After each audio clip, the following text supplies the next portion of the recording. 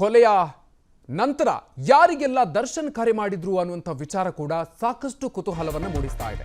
ಯಾಕಂದ್ರೆ ದರ್ಶನ್ ಒಬ್ಬ ಸೆಲೆಬ್ರಿಟಿ, ಸಾಕಷ್ಟು ಪ್ರಭಾವಿಗಳು ಬಹಳಷ್ಟು ಹತ್ತಿರದ ಸಂಪರ್ಕವನ್ನು ಹೊಂದಿದ್ರು. ಯಾವ ಆರೋಪಿಗೆ ಎಷ್ಟೆಷ್ಟು ಬಾರಿ ಕಾಲ್ ಮಾಡಿದ್ರು ಅನ್ನುವಂಥ ವಿಚಾರ ಅಂದ್ರೆ ಇಲ್ಲಿ ಉಲ್ಲೇಖ ಆಗಿರೋದು ಆರೋಪಿಗಳ ಪೈಕಿ ಯಾರ್ಯಾರಿಗೆ ಕಾಲ್ ಮಾಡಿದ್ದಾರೆ ಅನ್ನುವಂಥ ವಿಚಾರ. ಪ್ರಮುಖವಾಗಿ ಜೂನ್ 9ರಂದು ಪವಿತ್ರ ಗೌಡ ಜೊತೆಗೆ 3 ಬಾರಿ ದರ್ಶನ್ ಚಾಟ್ ಮಾಡಿರ್ತಾರೆ. ಆರೋಪಿ ಪವನ್ಗೆ 2 ಬಾರಿ ವಾಟ್ಸ್ಆಪ್ ಕರೆ ಮಾಡಿರೋದು ಕೂಡ ಉಲ್ಲೇಖ ಆಗಿದೆ. ಇನ್ನು ವಿನಯ್ ಜೊತೆಗೆ ವಾಟ್ಸ್ಆಪ್ ಚಾಟ್ ಮಾಡಿದ್ದು ಅದನ್ನು ಡಿಲೀಟ್ ಮಾಡಲಾಗಿದೆ. ದರ್ಶನ್ ಡಿಲೀಟ್ ಮಾಡಿದ್ದಾರೆ ವಿನಯ್ ಜೊತೆಗೆ ಮಾತನಾಡಿರುವಂತಹ ಅಂದ್ರೆ ಕಳಿಸಿರುವಂತಹ ಸಂದೇಶದ ವಿಚಾರವನ್ನ. ನಾಗರಾಜ್ಗೆ 31 ವಾಟ್ಸ್ಆಪ್ ಕರೆ ಹೋಗಿದೆ, 32 ವಾಟ್ಸ್ಆಪ್ ಚಾಟ್ ಮಾಡಿ ಅದನ್ನೇ ಡಿಲೀಟ್ ಮಾಡಲಾಗಿದೆ. ಲಕ್ಷ್ಮಣ್ ಜೊತೆಗೆ 3 ವಾಟ್ಸ್ಆಪ್ ಕರೆ ಹೋಗಿತ್ತು, 1 ವಾಟ್ಸ್ಆಪ್ ಚಾಟ್ ಮಾಡಿ ಅದನ್ನ ಡಿಲೀಟ್ ಮಾಡಲಾಗಿದೆ. ಇನ್ನು ಆರೋಪಿ ಪ್ರದೋಷ್ ಜೊತೆಗೆ 10 ವಾಟ್ಸ್ಆಪ್ ಕರೆಯನ್ನ ದರ್ಶನ್ ಮಾಡಿರ್ತಾರೆ.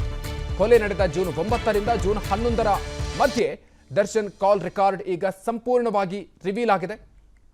ಯಾರ್ಯಾರ ಜೊತೆಗೆ ಎಷ್ಟೆಷ್ಟು ಬಾರಿ ಫೋನ್ ಕರೆ ಮಾಡಿದ್ರು, ಎಷ್ಟೆಷ್ಟು ಬಾರಿ ಸಂದೇಶವನ್ನು ಕಳುಹಿಸಲಾಗಿತ್ತು ಎಲ್ಲವೂ ಕೂಡ ರಿವೀಲ್ ಆಗಿದೆ.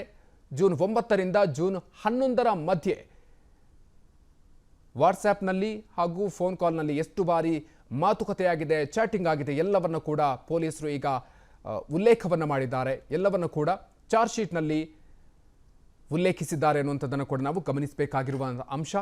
ರೇಣುಕಾಸ್ವಾಮಿ ಕೊಲೆಯ ಬಳಿಕ ದರ್ಶನ್ ಯಾರಿಗೆಲ್ಲ ಎಷ್ಟೆಷ್ಟು ಬಾರಿ ಕರೆಯನ್ನು ಮಾಡಿದ್ರು ಅನ್ನುವಂಥ ವಿಚಾರವನ್ನು ನಾವು ಗಮನಿಸ್ತಾ ಇದ್ದೀವಿ. ಜೂನ್ 9ರಂದು ಪವಿತ್ರ ಗೌಡ ಜೊತೆಗೆ 3 ಬಾರಿ ದರ್ಶನ್ ಚಾಟ್ ಮಾಡಿರ್ತಾರೆ. ಆರೋಪಿ ಪವನ್ಗೆ 2 ಬಾರಿ ವಾಟ್ಸಪ್ ಕರೆಯನ್ನು ಮಾಡಿರ್ತಾರೆ. ಇನ್ನು ವಿನಯ್ ಜೊತೆಗೂ ಕೂಡ ವಾಟ್ಸಪ್ ಚಾಟ್ ಮಾಡಿ ಡಿಲೀಟ್ ಮಾಡಿರ್ತಾರೆ ದರ್ಶನ್. ಇನ್ನು ನಾಗರಾಜ್ ಜೊತೆಗೆ 31 ಬಾರಿ ವಾಟ್ಸಪ್ ಕರೆ ಆಗಿರುತ್ತೆ, ಅದರ ಜೊತೆಗೆ 32 ವಾಟ್ಸಪ್ ಚಾಟ್ ಕೂಡ ಆಗಿರುತ್ತೆ, ಅದನ್ನು ಡಿಲೀಟ್ ಮಾಡಿದ್ದಾರೆ ದರ್ಶನ್. ಇನ್ನು ಲಕ್ಷ್ಮಣ್ ಜೊತೆಗೆ 3 ವಾಟ್ಸಪ್ ಕರೆ ಹೋಗಿರುತ್ತೆ, ಅದರ ಜೊತೆಗೆ 1 ವಾಟ್ಸಪ್ ಚಾಟ್ ಅನ್ನು ಮಾಡಿದ್ದು ಅದನ್ನು ಕೂಡ ಡಿಲೀಟ್ ಮಾಡಿದ್ದಾರೆ ದರ್ಶನ್.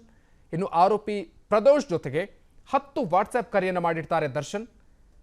ಈ ರೀತಿಯಾಗಿ ಆರೋಪಿಗಳ ಜೊತೆಗೆ ಮಾಡಿರುವಂತಹ ಕರೆಗೆ ಸಂಬಂಧಪಟ್ಟಂತೆ, ಅವರ ಜೊತೆಗೆ ನಡೆಸಿರುವಂತಹ ವಾಟ್ಸಪ್ ಚಾಟ್ಗೆ ಸಂಬಂಧಪಟ್ಟಂತೆ ಕೂಡ ಸಂಪೂರ್ಣವಾಗಿರುವಂತಹ ವಿವರವನ್ನು ಚಾರ್ಜ್ ಶೀಟ್ನಲ್ಲಿ ದಾಖಲಿಸಲಾಗಿದೆ. ಕೊಲೆಯ ನಂತರ ಯಾರಿಗೆಲ್ಲ ದರ್ಶನ್ ಕರೆ ಮಾಡಿದ್ರು ಅನ್ನುವಂಥ ವಿಚಾರ ಕೂಡ ಸಾಕಷ್ಟು ಕುತೂಹಲವನ್ನು ಮೂಡಿಸ್ತಾ ಇದೆ. ಯಾಕಂದ್ರೆ ದರ್ಶನ್ ಒಬ್ಬ ಸೆಲೆಬ್ರಿಟಿ, ಸಾಕಷ್ಟು ಪ್ರಭಾವಿಗಳು ಬಹಳಷ್ಟು ಹತ್ತಿರದ ಸಂಪರ್ಕವನ್ನು ಹೊಂದಿದ್ರು. ಯಾವ ಆರೋಪಿಗೆ ಎಷ್ಟೆಷ್ಟು ಬಾರಿ ಕಾಲ್ ಮಾಡಿದ್ರು ಅನ್ನುವಂಥ ವಿಚಾರ ಅಂದ್ರೆ ಇಲ್ಲಿ ಉಲ್ಲೇಖ ಆಗಿರೋದು ಆರೋಪಿಗಳ ಪೈಕಿ ಯಾರ್ಯಾರಿಗೆ ಕಾಲ್ ಮಾಡಿದ್ದಾರೆ ಅನ್ನುವಂಥ ವಿಚಾರ. ಪ್ರಮುಖವಾಗಿ ಜೂನ್ 9ರಂದು ಪವಿತ್ರ ಗೌಡ ಜೊತೆಗೆ 3 ಬಾರಿ ದರ್ಶನ್ ಚಾಟ್ ಮಾಡಿರ್ತಾರೆ. ಆರೋಪಿ ಪವನ್ಗೆ 2 ಬಾರಿ ವಾಟ್ಸ್ಆಪ್ ಕರೆ ಮಾಡಿರೋದು ಕೂಡ ಉಲ್ಲೇಖ ಆಗಿದೆ. ಇನ್ನು ವಿನಯ್ ಜೊತೆಗೆ ವಾಟ್ಸ್ಆಪ್ ಚಾಟ್ ಮಾಡಿದ್ದು ಅದನ್ನು ಡಿಲೀಟ್ ಮಾಡಲಾಗಿದೆ. ದರ್ಶನ್ ಡಿಲೀಟ್ ಮಾಡಿದ್ದಾರೆ ವಿನಯ್ ಜೊತೆಗೆ ಮಾತನಾಡಿರುವಂತಹ ಅಂದ್ರೆ ಕಳಿಸಿರುವಂತಹ ಸಂದೇಶದ ವಿಚಾರವನ್ನ. ನಾಗರಾಜ್ಗೆ 31 ವಾಟ್ಸ್ಆಪ್ ಕರೆ ಹೋಗಿದೆ, 32 ವಾಟ್ಸ್ಆಪ್ ಚಾಟ್ ಮಾಡಿ ಅದನ್ನೇ ಡಿಲೀಟ್ ಮಾಡಲಾಗಿದೆ. ಲಕ್ಷ್ಮಣ್ ಜೊತೆಗೆ 3 ವಾಟ್ಸ್ಆಪ್ ಕರೆ ಹೋಗಿತ್ತು, 1 ವಾಟ್ಸ್ಆಪ್ ಚಾಟ್ ಮಾಡಿ ಅದನ್ನು ಡಿಲೀಟ್ ಮಾಡಲಾಗಿದೆ. ಇನ್ನು ಆರೋಪಿ ಪ್ರದೋಷ್ ಜೊತೆಗೆ 10 ವಾಟ್ಸ್ಆಪ್ ಕರೆಯನ್ನು ದರ್ಶನ್ ಮಾಡಿರ್ತಾರೆ. ಕೊಲೆ ನಡೆದ ಜೂನ್ 9ರಿಂದ ಜೂನ್ 11ರ ಮಧ್ಯೆ ದರ್ಶನ್ ಕಾಲ್ ರೆಕಾರ್ಡ್ ಈಗ ಸಂಪೂರ್ಣವಾಗಿ ರಿವೀಲ್ ಆಗಿದೆ. ಯಾರ್ಯಾರ ಜೊತೆಗೆ ಎಷ್ಟೆಷ್ಟು ಬಾರಿ ಫೋನ್ ಕರೆ ಮಾಡಿದ್ರು, ಎಷ್ಟೆಷ್ಟು ಬಾರಿ ಸಂದೇಶವನ್ನು ಕಳುಹಿಸಲಾಗಿತ್ತು ಎಲ್ಲವೂ ಕೂಡ ರಿವೀಲ್ ಆಗಿದೆ.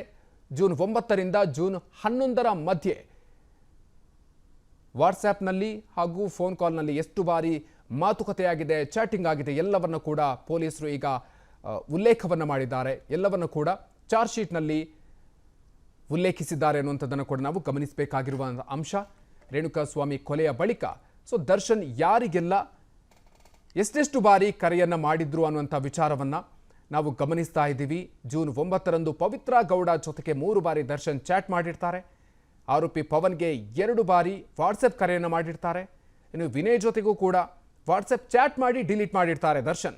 ಇನ್ನು ನಾಗರಾಜ್ ಜೊತೆಗೆ 31 ಬಾರಿ ವಾಟ್ಸಪ್ ಕರೆ ಆಗಿರುತ್ತೆ, ಅದರ ಜೊತೆಗೆ 32 ವಾಟ್ಸಪ್ ಚಾಟ್ ಕೂಡ ಆಗಿರುತ್ತೆ, ಅದನ್ನು ಡಿಲೀಟ್ ಮಾಡಿದ್ದಾರೆ ದರ್ಶನ್.